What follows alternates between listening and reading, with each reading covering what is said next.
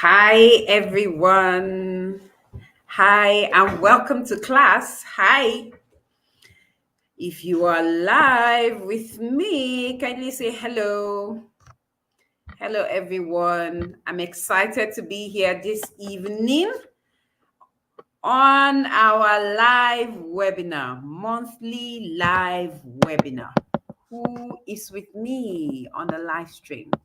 Today, we're going to be talking about mastering your voice. Mastering your voice. Mastering your voice. And I am going to be taking us on a ride of a lifetime. If you're here on the live show, please indicate, please say hello. Hello. Tell us where you're joining us from. Tell us where you are streaming from. Today, I'm going to be taking us on mastering your voice. Mastering your voice. Your voice is a very important part of your public speaking journey.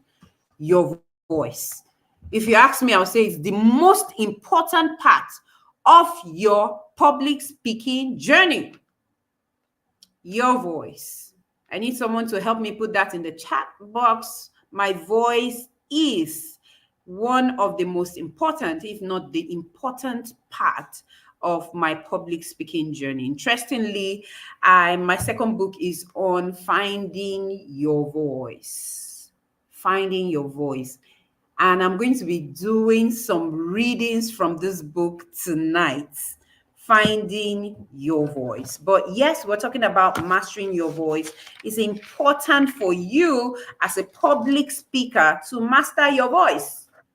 It's very important that you master your voice. You need to understand the power that your voice holds and be able to wield it to your advantage.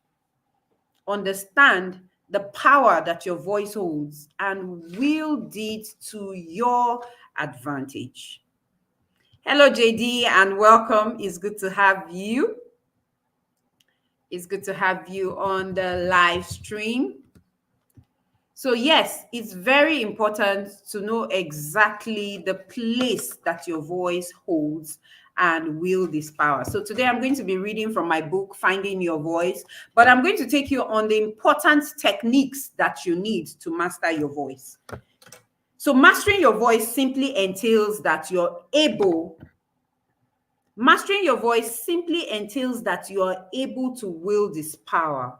You're able to control your voice. Control it. And in controlling your voice, you need 5 important things. And I need for you to be able to drop them in the chat box. 5 important things in mastering your voice. Now, first, what do you need? Why do we even need to master our voices? Why do we need to master our voices? We need to master our voices in order to be able to engage our audience. So to master, you must master your voice to engage your audience. So a voice that is monotonous, that is not controlled, cannot engage any audience. We all know that in our fast-paced world now, people are in a hurry. People are in a hurry. They scroll around social media, and if they scroll to your content and it is not engaging enough, they move on to the next. So you need to have a voice that can engage. Yes, your voice can engage your audience. They don't have to even see your face before they are engaged. So you need to be able to master your voice to engage your audience. Number 2, clarity. You must be able to speak with clarity to master your voice. So to speak with clarity, you need to be able to enunciate your words properly. If you go through some of our free content here, you would see that we have shared contents like that in the past. Mastering your voice. Mastering your voice. So to be able to master your voice, you must be clear. You must use concise language. To be clear, you need concise language. So avoid badgering your audience with so many words and be concise. To be clear, you need to be concise. Please, if you're with me in this class, I need you to put it in the chat box. To be clear, you need to be concise. So we're talking about the importance of mastering your voice. We talked about number one, engagement, and then we talked about clarity. Clarity. To be clear, you need concise language. Number three, you need emotional connection. Emotional connection. Emotional connection. To be able to master your voice, you need to be able to connect emotionally with your audience. You need to be able to connect emotionally with your audience. And you can connect with your audience by mastering the power of your voice and wielding it. I'm going to share a little bit of a backstory to how I began to master the power in my voice. So a couple of years ago, maybe like 5 years, I decided that my life was void of something. How many of you have been there? How many of you have been there where you just feel there's something missing? Something missing, something I need to find. And then you just find yourself at a crossroad. What is that thing I'm looking for? You find a number of things and you're thinking, what exactly? You find another thing, you're thinking, this is not it. So I was at that point in my life and I decided to improve my public speaking. So I am a firm believer that when you do improve your public speaking skills, right, that whatever that thing is that seems to be missing in your life, you're going to find it. I'm a firm believer that mastering your voice, mastering public speaking skills will help you arrive at that place, or at least put you on that journey to that thing that you think is missing, that you're looking for. And so I was at that point, and that was when I began to master the art of public speaking. I started to learn in-depthly. I registered for courses. I read books. Yes, readers are leaders. Don't forget, everything you're looking for, you find in a book. Everything. But most people, especially Africans, are lazy to read. Everything you need is in a book. And that's why the Bible is a custodian of life and death. Life and death. And then you make that choice yourself. So number 4, persuasion. Master your voice. You need to be able to be persuasive with your voice. How can you persuade your audience using your voice? We're going to come to all of that, but I'm going to teach you how to master your voice, and it's 5 very important points that I'm going to note on this stream. 5, your pitch, which is the highness and the lowness of your voice. Then the speed, which is the pace of your voice. That's the speed, the slowness or the fastness. I'm going to talk about the volume, which is the loudness or the softness. Then I'll talk about the tone. That's the emotional quality of your voice. Then number 5, I'm going to talk about pauses. Pauses and silence are powerful tools in public speaking. And so I'm going to be describing all of these techniques of mastering your voice via my book, Finding Your Voice. Finding Your Voice. This book is on Seller. You can purchase on Seller, or you can contact us on any number on our numbers that would shortly be scrolling on your screen. Okay. So I'm going to read a chapter of my book. I'm going to read chapter 9. Chapter 9, very important. It's one of my favorite chapters. Yes. So I'm going to be reading it to you. So yes, this is like a book reading. So I didn't get to do a formal launch of this book. So I'll just do a quick book reading for you. So chapter 9 is, I titled it, Tell Me I Can and I Will. Tell Me I Can't and I Will. One of my mottos when I was in secondary school was, determination is success. This is a quote I wrote on every newspaper I used in wrapping my notebooks. Gen Zs won't get this. The place of determination in achieving success in every sphere of life cannot be overemphasized. Until you get yourself to a place where you tell yourself you can, no matter the odds, you will continue to wallow in your shadows as an inferior version of yourself. Recently, I connected with Pastor Albert, a childhood friend of mine. Albert is from Plateau State, but we all grew up in Kano State together. Growing up in the north naturally made us more conservative than outgoing. Therein lies the power of environment, but this is not the story. It is quite difficult to see someone from the north that wasn't very introverted or conservative. If you grew up in the north, you will understand what I just said, northern part of Nigeria. So Albert's introverted nature was on a very high level. He stammered when he spoke. This made him keep to himself than being out there. He never really mixed up with our classmates, but his results will always speak for him. He defeated his classmates for the larger part of our secondary school days. The only obstacle he had was when he came to speaking. Like many people, when he came to speaking, he was always unwilling to put himself out there. He even turned down a prefect position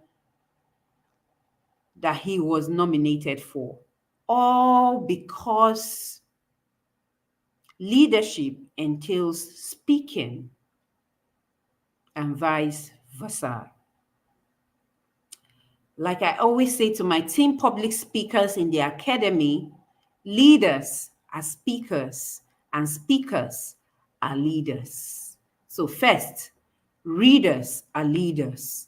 Leaders are speakers. Speakers are leaders. His primary concern at that time was that he stammered. He never wanted to hear himself. He also never wanted anyone to hear him. He did more of writing and keeping to himself. Reconnecting with him came as a shocker to me. I hadn't seen him in 20 years. I went for a friend's child dedication in one of the big Pentecostal churches in Abuja. As the service was ongoing, a young, smart, refined, and highly stylish pastor mounted the podium to bring the word of the day. It took me 15 to 40 minutes, 15 minutes in a 40 minutes message to agree with myself in the argument raging in my insides that it was Albert. He told some stories in the course of his message that confirmed it was Albert all right. This was a man that could go on for days without saying anything to anyone in school. It's impossible. This cannot be Albert. But here he was delighting the entire congregation, even in the stammer. It was as if the stammering tongue had loosed. Hallelujah, somebody. You had to look for the stammering in his speech to find it.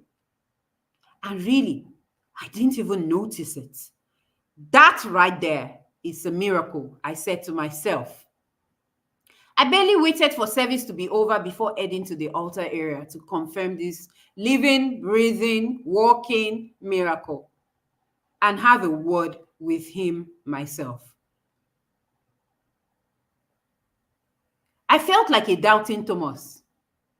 The protocol officers did everything within their powers to shove me away, but I knew Albert would definitely want to see me, and eventually he did. He told the protocol officers to let me pass and was so excited to see me. "Look who we have there," he said to me with an enchanting smile. "Aliberto!" I screamed. Aliberto was how we called him way back in school. Was what we called him way back in school. We exchanged a hug and we began to chat. He literally didn't attend to anyone else after service besides me. We looked besides me because we took all the time. We discovered we stayed very close to each other. I promised to visit him at an opportune time to catch up some more. The ultimate question I wanted to ask him was how he overcame his shyness and became a pastor that now speaks in front of thousands of audience comfortably and confidently. Some 3 weeks later, I was at his office. Trust me not to miss an opportunity for full gists. The protocol received me nicely this time and took me to him. We caught up on hold times for a while, and it was time for the main gist. Aliberto, tell me, how did you come out of your shell? I asked with so much curiosity lining my every word. The last time I saw you was some 20 years ago. You couldn't even talk in the midst of two persons, I added. Jesus did it, he responded with a smile. How did Jesus do this? I'm a public speaking coach, and I believe that your story will be helpful to a couple of readers and my followers out there. He took me through the journey to his salvation, call into ministry. He was called into pastoring. And like Moses in the Bible, he was scared of venturing out because he stammered. He was also very shy. But according to him, he stumbled on a scripture that resonated with him. Philippians 4:13. I can do all things through Christ who strengthens me. The day I read this scripture with understanding, I discovered that God had created me and put a lot of latent abilities in me. All I need to do is stir it and the world will celebrate me. That scripture gave rise to this chapter. Tell me I can and I will. Tell me I can't and I won't. And I will. In finding your voice and using it to impact the world, the answer must be yes, yes, yes, or yes. The moment I discovered that I can do all things, I started working on my public speaking routines to get better at it, he told me. Coincidentally, he is also a life coach, author, and mentor to many in different spheres of influence. He shared his journey out of obscurity with me. From what I gathered from his opening remarks, nervousness is a common challenge, especially when faced with situations such as public speaking, presentations, or important meetings. There's hardly any star out there that doesn't combat an amount of fear or nervousness before they got to where they are today. But the following is what I did to fight my demons. And I have taught same to nervous persons who in turn are now doing boldly. I mentioned earlier, I'm going to go on with the story. I mentioned earlier that pitch is the highness and lowness when you speak. Highness and lowness. And I'm using all of these techniques. So as a public speaker, you must decide where in your speech you need to go a notch higher or reduce the pitch of your voice to be able to what? Engage your audience, be clear, have emotional connection, and be able to persuade or inspire your audience. The pace I mentioned earlier is the speed. If you notice while I was reading the story, I know that a lot of people want me to continue, but yes, you can buy this book. It's out there. You can purchase the book. Finding Your Voice is on Seller. And if you contact us via any of our numbers, you're going to get the book. Then volume. To engage your audience, you must be able to increase the volume of your voice and reduce it.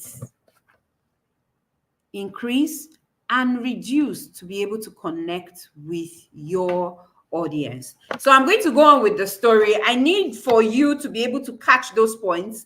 The pitch where I increase the highness and the lowness, the pace where I increase the speed or reduce it, the volume, that's the loudness or the softness, the tone, that's the emotional quality.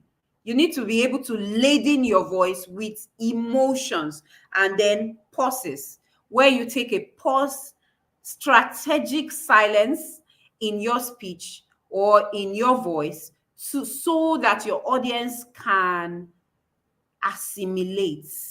They can digest the information you have dispensed, and it can resonate with your audience. So should I continue with the rest of the story? If you want to hear more, please put in the chat box at this point if you want to hear more. If you want to hear more, or you have any questions for me, I want to have them before I go on. Yes. Yes, JD said, tell me I can.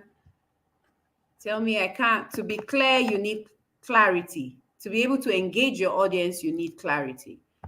Tell me I can't. So the chapter I am reading is tell me I can't and I will. Tell me I can and I will. Tell me I can't and I will. Chapter 9 of Finding Your Voice. Should I go on? Is there anybody on this live stream? Should I go on? Should I go on? Do you have any questions? Do you want me to go on? Do you want me to go on? I need to hear it in the chat box. I need to hear it, guys.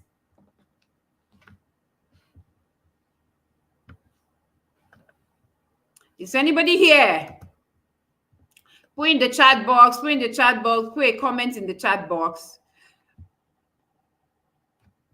A comment in the chat box.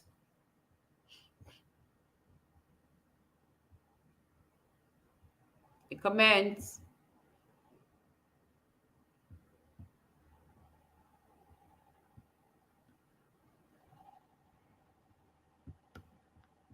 Hello, everyone. Okay, so I'll just go on with the story. I can't see your comments. I can't see your comments, but I'll go on with the story. So yes, coincidentally, where did I stop in my story? Coincidentally, he was also a life coach, author, and mentor to many in different spheres of influence. He shared his journey out of obscurity with me. From what I gathered from his opening remarks, nervousness is a common challenge, especially when faced with situations such as public speaking, presentations, or important meetings. There's hardly any star out there that doesn't combat with an amount of fear or nervousness before they got to where they are today. So, but the following is what I did to fight my demons. This is Aliberto speaking. And I've taught same to nervous persons who in turn are doing boldly today. The first lesson he shared with me was one, to be passionate. One, to be passionate. So be passionate about whatever you do. It took me through Colossians 3:23 that says, whatever you do, do it with all of your heart, as if you're working for God and not for men. That is the reason some of us wake up even when we don't feel like it. That's why we wake up and show up even when we don't feel like it. So the first lesson is to be passionate about whatever it is you're doing, and see if you're working for God and not for men. He expounded emphatically, anything you intend to do or become, add so much passion to it. According to him, when he got saved, he wanted to share the saving knowledge of Christ with everyone he met. And so he had no choice but to learn public speaking. So he started talking, not only because he wanted to share about Christ, but eventually that became the icebreaker for him. When you find your passion, deploying it becomes easy. It becomes clearer to me that it became clearer to me that the moment your passion can overcome your fears and inadequacies, you are a step closer to your dreams.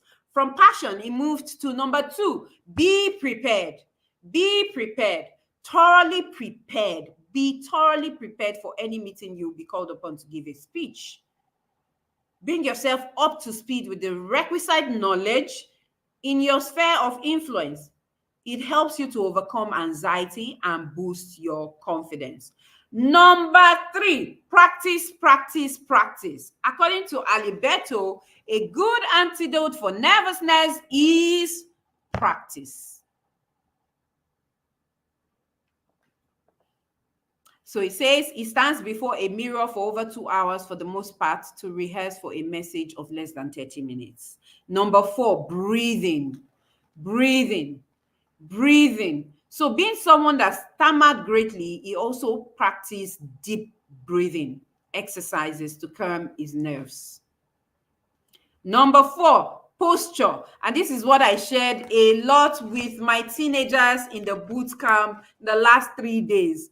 Posture. There's a way you stand and your voice comes out from inside of you. You look confident. I taught my teenagers that confidence is a very attractive skill. And confidence is a skill that can be heard, it can be seen, and it can show in even your body language. It is something that can be heard and can be seen. So yes, that is the story of Aliberto. I will just go quickly to the last part. It says to add, to focus on your message and not on yourself. So the reason a lot of people are fearful is because they focus on themselves. So am I embarrassing myself? Oh, what will people say? Oh, will they listen to me? But if you focus on your message and not yourself, you will be able to achieve what you plan on achieving. So this particular one resonated with me, especially in my early days of public speaking. I paid so much attention to my looks, to my gestures, to my diction at the expense of my content. But Albert approached it differently. And this style has worked for him for most parts of his work as a pastor. So don't pay attention to yourself at the expense of your message. Last, final one, he said humor. Humor. You must be ready with a joke. And if you don't know how to tell a joke, please leave it. Just be ready to break the ice and make your audience listen to you. So with Pastor Alibert's permission, I shared his story of how he moved from a conservative and introverted Kano young lad to an eloquent and delightful pastor in the city of Abuja. The principles that worked for him can work for you. Yes, and that is the end of my story. Don't forget, I said that was chapter 9 of my book, Finding Your Voice. So this was like a reading session for you all. You can find this book on Seller, and I promise that your life will never remain the same, especially if you have a morbid fear for public speaking or you don't know how to control your voice. This book is a resource to help you not just find your voice, but wield the power that your voice has. Your voice is your personal superpower, and mastering your voice is puts you one step ahead of your peers. So yes, your pitch, I hope you were able to get all of that from my story reading. I hope you were able to get it. Your pitch is important. Your tone is important, your volume is important, and your pauses are very important. And I took time to use all of those techniques to show you exactly how. So yes, this meeting is just for 30 minutes today. However, we look forward to hosting you again at our next next meeting, which is the last Sunday in September. Last Sunday in September. I look forward to having all of you. Thank you again. Thank you and thank you. Have a good night, everybody, in the absence of any questions. Do we have any questions? Do we have any questions? I almost ran off. Do we have any questions?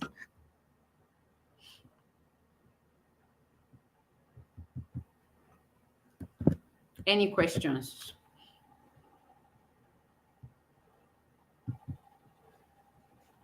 I'm looking for my comment section. Any questions?